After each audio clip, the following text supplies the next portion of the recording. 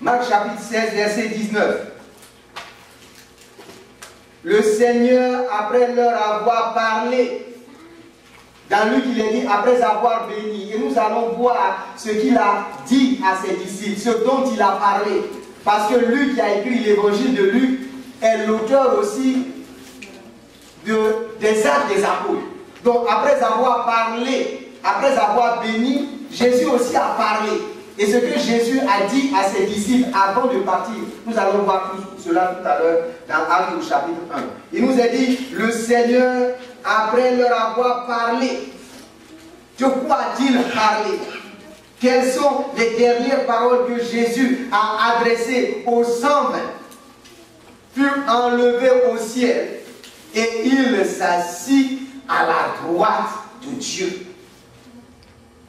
Il a été enlevé au ciel.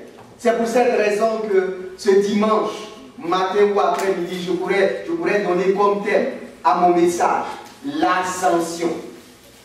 L'ascension du Seigneur Jésus-Christ. La montée au ciel du Seigneur Jésus-Christ. 40 jours et 40 nuits après sa résurrection, comme nous allons le voir, il a parlé à ses disciples. Il a enseigné ses disciples. Et en ce moment particulier où il est en train de les bénir, il est en train de s'en aller vers le ciel. Il est en train de s'en aller vers le ciel. La puissance du Saint-Esprit, la puissance de Dieu est en train de ravir le Fils de Dieu vers le ciel. Amen. Et du ciel, il voit ses disciples qui sont là. Il voit ses disciples qui sont là. Parce que la puissance qu'il a ressuscité d'entre les morts, cette même puissance-là, la loi de l'Esprit de vie, a saisi Jésus. Alléluia. Et a fait grimper Jésus vers le ciel. Merci Seigneur. Allons dans Actes chapitre 1. Aujourd'hui, nous allons parler de son ascension. Il n'y a pas seulement eu la Pâque. Il y a eu aussi l'ascension. Et après l'ascension, 10 jours après, il y a eu la Pentecôte. Ce sont 3 dates clés du christianisme. À la Pâque, il est mort. À la Pâque, il est ressuscité. Pendant 40 jours, il a fait des choses formidables. Et le 40e jour, il y a eu l'ascension. Et pourquoi Jésus a connu l'ascension? Pourquoi Jésus est monté au ciel? C'est ce que nous allons développer ce dimanche après-midi. Il nous est dit dans le livre des Actes des Apôtres, écrit par l'un des compagnons de l'apôtre Paul, qu'on appelait Luc, le médecin bien-aimé. C'est le seul écrivain biblique qui n'était ni hébreu, qui n'était ni juif, il était grec. Il a donné au corps de Christ 2 écrits, l'évangile de Luc et le livre des Actes des Apôtres. La bonne nouvelle de Luc et le livre des Actes des Apôtres qui raconte l'histoire de l'Église primitive. Comment l'Église est née, comment l'Église a grandi, comment l'Église a évolué et quel est le modèle que nous, Église du 21e siècle, nous devons suivre. Dieu a utilisé Luc pour nous écrire cela. Et voici ce qu'il dit au verset 3. Luc chapitre 1, verset 3. Après qu'il eut souffert, il leur apparut vivant, ressuscité. Il a vaincu la mort par la résurrection. Et leur en donna plusieurs preuves, se montra à eux pendant 40 jours, et parlant des choses qui concernent le royaume de Dieu. Après sa résurrection, Jésus n'est pas allé directement au ciel. Il est resté sur la terre avec ses disciples, avec les 11 apôtres et les autres disciples. Et pendant 40 jours, l'Écriture nous dit, il les a enseigné les choses concernant le royaume des cieux. Pendant 3 années et demie, il a été leur maître, il a été leur enseignant, il a été leur instructeur. Il enseignait et il démontrait. Il enseignait et il démontrait. Mais dans quelques heures, Jésus va aller vers le Père.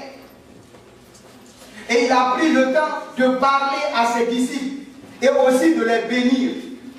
Mais ce dont il a parlé, c'est une récapitulation des 40 jours. C'est comme un élève ou un étudiant qu'il y a quelques jours de l'examen et le professeur ou le maître organise des séances de préparation de l'examen. Jésus va partir bientôt, il ne sera plus avec les disciples. Et il veut prendre le temps, il veut prendre soin de savoir si les disciples ont compris les mystères du royaume des cieux. Parce que pendant qu'il était sur la terre, il enseignait les mystères du royaume des cieux. Et il donnait aux disciples les clés qui permettaient d'ouvrir les portes du mystère du royaume des cieux. Et parmi ces clés, il y avait la clé de la connaissance, la clé de la sagesse et la clé de la révélation. Il est sur le point de partir. Et il fait une révision générale pendant 40 jours. Je suis sûr qu'il a permis aux disciples de lui poser toutes sortes de questions.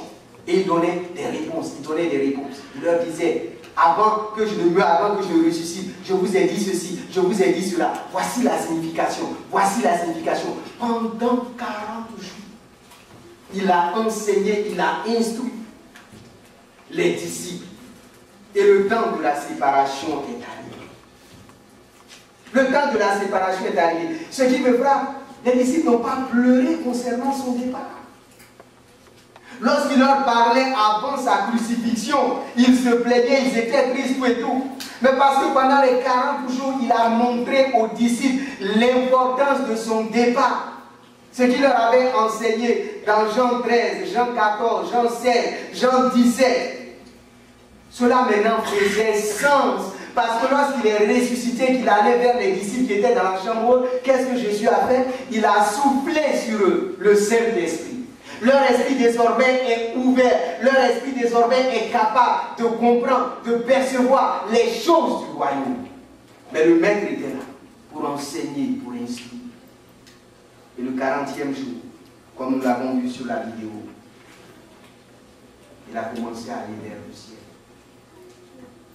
Verset 4, comme il se trouvait avec eux, il leur recommanda de ne pas s'éloigner de Jérusalem. C'est ce dont il leur a parlé, ce qu'on a lu dans Marc au chapitre 16 au verset 19. De ne pas s'éloigner de Jérusalem, mais d'attendre ce que le Père avait promis. Ce que je vous ai annoncé, leur dit-il. Rappelez-vous, dans la chambre haute, le temps qu'il avait passé avec les disciples, il leur parlait du Saint-Esprit, il leur parlait du Paraclite, il leur parlait du pédagogue, de celui qui allait continuer son œuvre sur la terre. Il leur a dit, je ne vous laisserai pas orphelins, je vous enverrai le Saint-Esprit, le Paraclite, le Consolateur.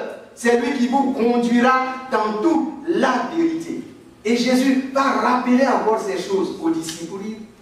Ne soyez pas tristes, ne soyez pas troublés, ne soyez pas angoissés, ne soyez pas abattus pour cette séparation.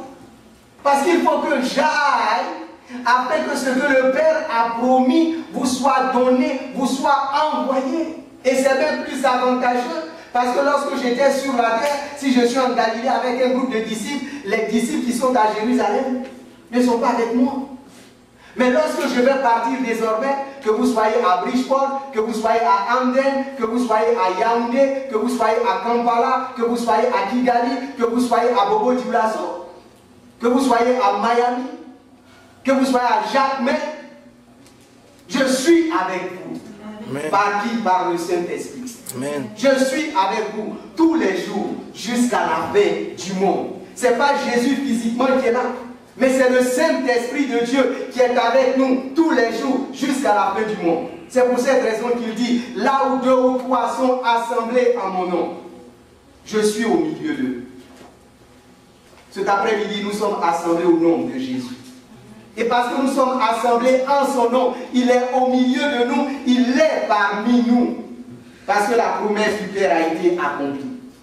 Je vous enverrai un consolateur, je vous enverrai un enseignant, je vous enverrai un pédagogue, je vous enverrai un instructeur. Verset 5. Car Jean vous a baptisé d'eau, mais vous, dans peu de jours, vous serez baptisés du Saint-Esprit. Oh. Dans peu